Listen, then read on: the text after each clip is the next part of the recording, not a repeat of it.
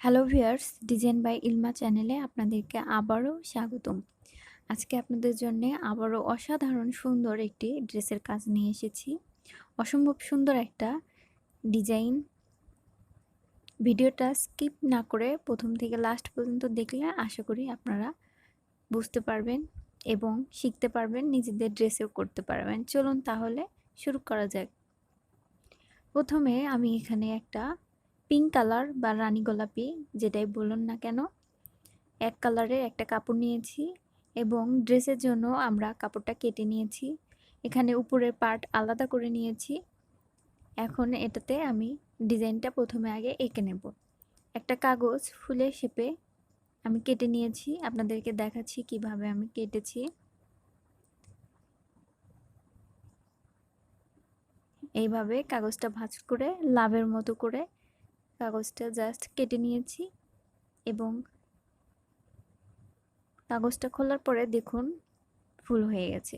এখন এই ফুলে আমি সবগুলা ফুলই আগে প্রথমে এঁকে নেব, যেন সবগুলা ফুল একই মাপের হয়।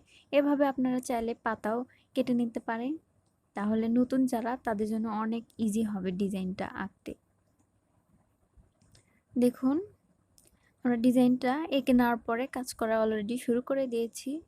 যেহেতু আমাদের ড্রেসটা পিঙ্ক কালার, তাই এর উপর অবশ্যই সাদা এবং কালো কালার অনেক গর্জিয়াসভাবে ফুটে উঠবে।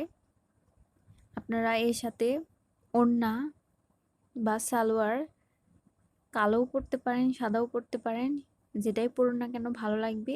সে কথা মাথায় রেখে আমরা সাদা এবং কালো কালার দিয়ে ডিজাইনটা করে নিচ্ছি। ভিউয়ার্স, আপনারা ভিডিওটা যদি প্রথম থেকে লাস্ট পর্যন্ত দেখেন, তাহলে ভিডিওতে আপনারা বুঝতে পারবেন যে আমি ডিজাইনটা আসলে কেমন এঁকেছি। আসলে পেন্সিল দ্বারা এঁকে নিয়েছি, বাট আপনারা বুঝতে পারছেন না। বাট আমি যখন কালারটা করব তখন অবশ্যই আপনারা বুঝতে পারবেন। পেন্সিলের দাগটা একটু অস্পষ্ট এসেছে, বাট আমি বুঝতে পারছি, তাই আমি সেই অনুসারে কালারটা করে নিচ্ছি। আমি এখানে একদমই সিম্পল ভাবে কালারটা করে নিচ্ছি, আমি ভরাট দিচ্ছি না। আপনারা চাইলে অবশ্যই ভরাট দেবেন। আমি কাজটা একদমই হালকা রাখবো, তার জন্যই এভাবে করে নিচ্ছি। এটা ড্রেসটার নিচের অংশে আমরা ডিজাইন করে নিচ্ছি। সেম এইভাবেই এই ডিজাইনটাই আমরা মাথায় রেখে ড্রেসটার গলাতেও ডিজাইন এঁকে নেব। আপনারা ভিডিওটা লক্ষ্য করলেই বুঝতে পারবেন আমরা গলাতে কেমন ডিজাইন করলাম। অসম্ভব সুন্দর একটা কাজ, সবারই ভালো লাগবে আশা করি।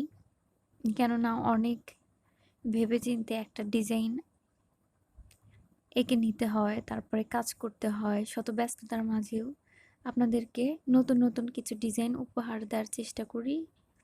সেগুলো মাথায় রেখে ডিজাইনগুলো একটু ইউনিক করার চেষ্টা করি, যেন আপনারা উপকৃত হন।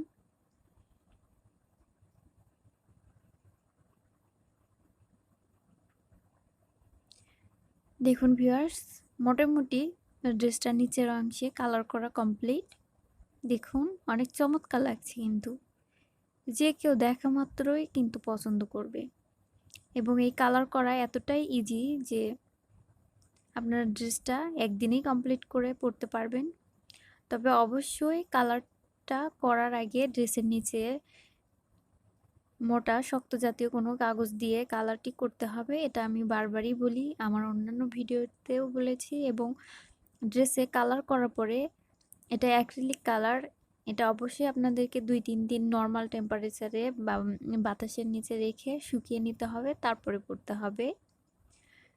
আমরা আবারও আপনাদেরকে বলছি, এটা অবশ্যই 2-3 দিন শুকানোর পরে আপনারা পরবেন, নইলে কিন্তু এই কালারগুলা নষ্ট হয়ে যাবে, ছড়ে যাবে এবং আপনার পছন্দের ড্রেসটি কিন্তু আপনি আর পরতে পারবেন না। এটা অবশ্যই মাথায় রাখবেন। দেখুন গলাতে আমরা কেমন ডিজাইন দিয়েছি, আশা করি আপনাদের ভালো লাগবে। গলাতেও সিম্পল রেখেছি, বাট ভালো লাগছে।